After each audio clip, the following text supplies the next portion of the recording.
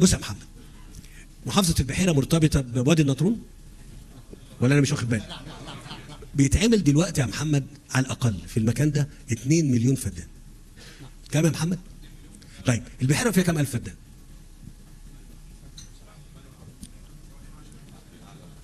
هي اكبر محافظه في مصر مش كده؟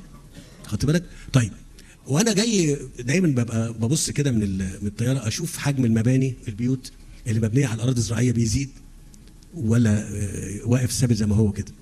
يعني ماشي قلت شويه، لكن ال 2 مليون فدان اللي بكلمك عليهم دول يا محمد مفيش بيت واحد. مفيش ايه؟ ولو هنعمل بيت في تخطيط عمراني بيتم للمكان ده، لو هنعمل بيت هيتعمل في المناطق اللي غير صالحه للزراعه على الاطلاق، صح كده يا دكتور؟ يعني في اراضي مثلا صخريه ولا حاجه في وسط 50 60 الف فدان نعمل مركز حضاري معمول على اعلى مستوى. انا بتكلم في كام؟ في 2 مليون فدان. فين؟ جنبكم هنا.